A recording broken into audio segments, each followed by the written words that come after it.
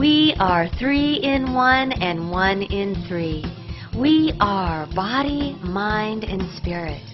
We can harmonize these 3 aspects of our being by increasing our awareness of how and why they are connected.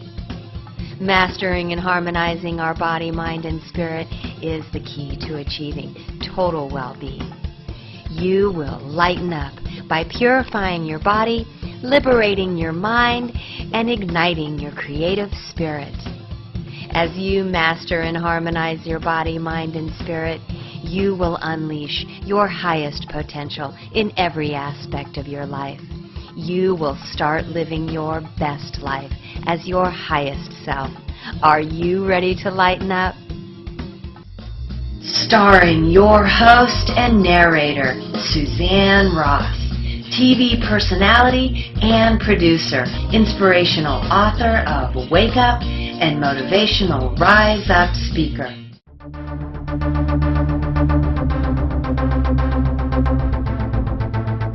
It's time to lighten up.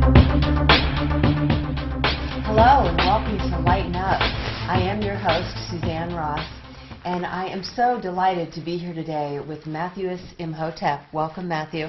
Thank you. Pleasure to be here. Matthew is the author of a trilogy called the Seventh Seal series, which I have been reading for the last couple of weeks, and with every sentence I am just blown away, my friend. Oh, thank you. And it's remarkable that it was written 20 years ago, really ahead of your time. I've been waiting a long time for this moment. Time to come out with it. Yeah. Yes, and the truths that are revealed in your books are, just a revelation for all of mankind, and about time, and it's time. Now is the time, and this is the way. It's an auspicious time, that's for sure. Yes. Foretold not just from 20 years ago, but thousands of years ago. Much was put into preserving the message. Yes, it certainly was. And just to get the full depth and breadth of who Mathues is, you are an author, a spiritual teacher, an artist, really a mathematician. And your name Mathues came to you, which really means teacher of sacred mathematics. Indeed. Yes, and so multi-layered being with so much information to share with us. And also, let's just include the financial piece right off the top. You have been involved at many levels with, high finance, with the financial industry, or we should say with the financial institutions of this country? Yeah, behind the scenes. And that largely is due to my background where I was in IT for 30 years. My father invented a computer system in 1967, and I ended up working at the Pentagon when I was 25, and Defense Intelligence Agency when I was 27, and so, it's just been crazy how that's been woven into my life. Yeah, really woven into, because you're weaving the spiritual, financial, in a really powerful way. So let's dive into your books first, because, like I said, really blown away by what you're revealing in your first, Seventh Seal volume, because you just dive right in and start within the beginning. Well, what better place to work from, the cosmology of it all. Yes, truly. And I feel like I should have a warning here, like, he's just going to blow the lid off everything that humanity has been led to believe for the past, 5,000 years, really. Truly. Well, and for millennium, there's been things going on the planet that, has been suppressed and kept from us, so. Yes. So let's start with, the Egyptians, because it seems to me like their mystery schools were teaching the truth. And you call it Gnosticism, which is to know. Yeah, an acquaintance with the divine, Gnosis is a very powerful word, and it's clear that they knew what they were talking about in the mystery schools, but it came from an even more ancient Melchizedek mystery school that was from the builders, the ancient builders of the pyramids, because the Egyptians really just came along later and were, archaeologists of a previous time. But these master teachers have reincarnated over and over to, keep that torch alive to pass on this wisdom. So the Melchizedek mystery schools, then, where would you date that at? Well, when we look at the Book of Enoch, and it's talked about that he's taken to the seventh heaven, he didn't really leave the planet. He went to Egypt. And when you really study what is said about what he saw, it becomes very obvious, and I elucidate in the material on that evidence. You have done an extensive amount of research. I know that you do get some of this information from Spirit, but in your book, the amount of factual information that you have to support what you're saying is truly remarkable as well, and that makes it that much, more impactful for the reader. Well, I had to become a bit of a, Egyptologist and theologian. I read everything I could get my hands on for 20 years, just looking for the shards of truth that I knew was the basis of a bigger story. Yes, and so going with in the beginning, I was thrilled to see that you have, the mother of creation with the masculine inside. And then, the mother of all creates a divine reflection of herself, which then becomes the masculine with the feminine inside.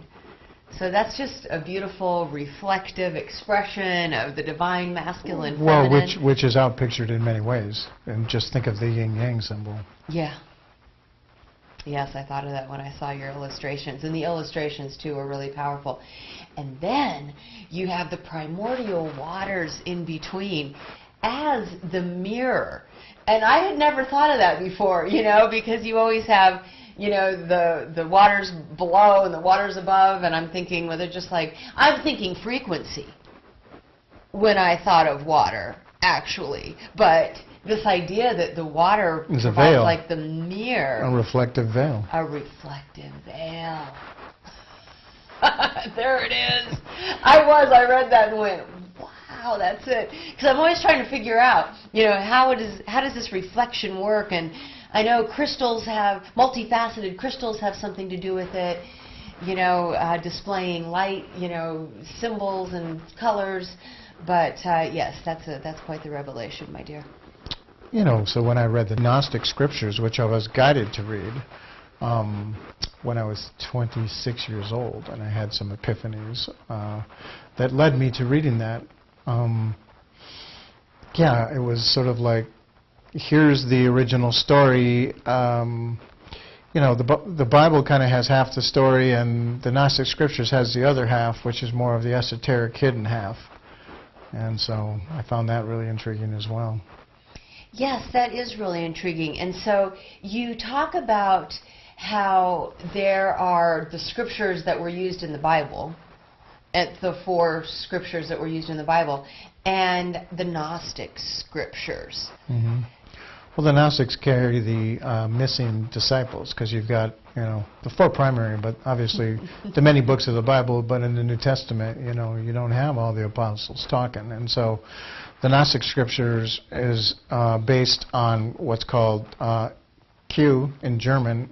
It represents the source code, the source note-taking, anyway. And so the sayings that Jesus said were jotted down, and the date for that is circa 50 AD, and almost all the other canonized material was written in 300 AD.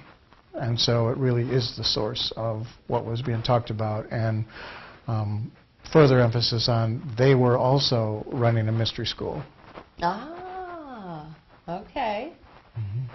Fascinating. And so what you have is then those missing scriptures, which were intended for initiates? Is that... Yeah, when it was said that Jesus taught to the multitudes, in parable, and to the disciples more fully, I'm paraphrasing. Yes.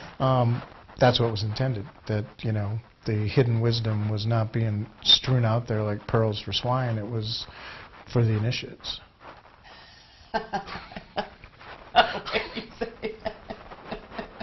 Well, that's wonderful. There's got to be humor back then, too, in all of this, don't you think? Right, exactly. And so then, we have Matthew.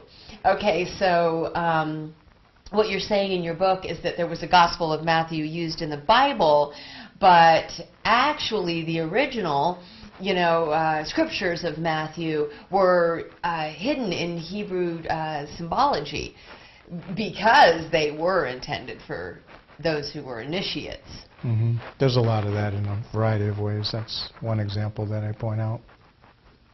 Yes, interesting.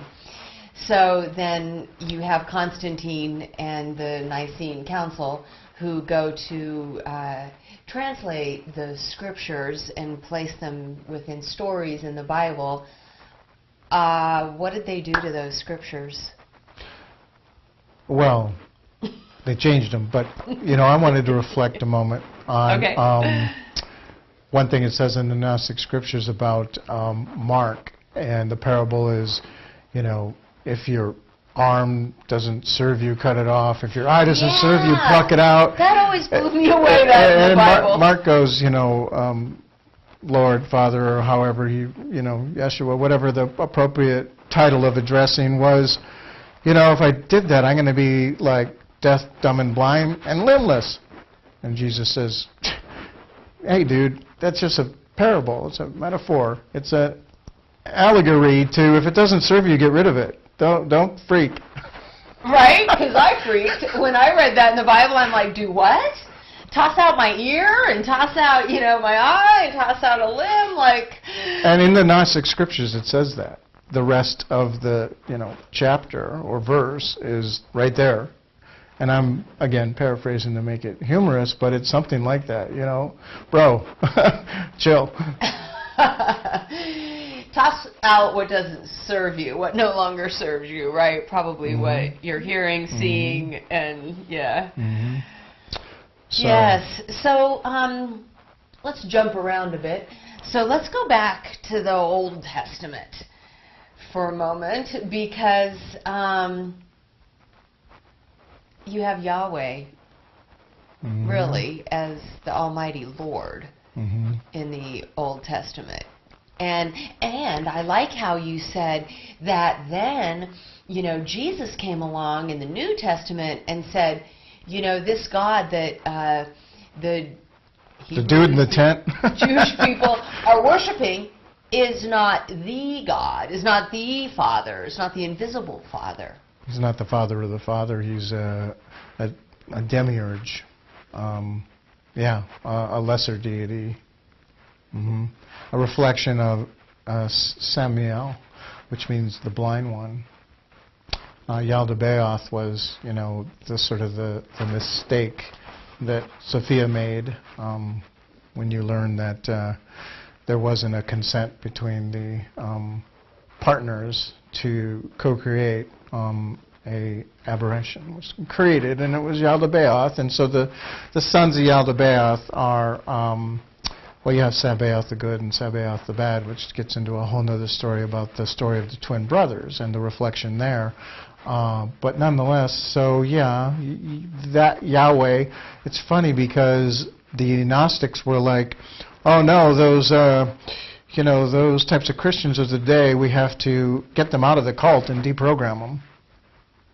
That they were brainwashed, into thinking that this dude in the tent, who, by the way, if you didn't burn your incense at the right hour with the right color and the right whatever, he would kill the priest and all their family and maybe even their whole lineage. Yeah. In Leviticus it says this. So that's not my God. My God's a God of love. Exactly. Well, what's interesting, that could maybe expound upon that is, when you talk about the original Elohim, the creator beings, the 12 males and 12 females, and they went out and created worlds and races and, realities, and they imbued themselves into those. And so some of the Yaldabaoth lineage, that's also a reflection of Lucifer story in the sense that it's all mind and no heart. It's all science and no balance. It's all, yeah, they could create like nobody's business, but it was missing, you know, the rest of the spiritual body and everything that makes up a full divine multidimensional being.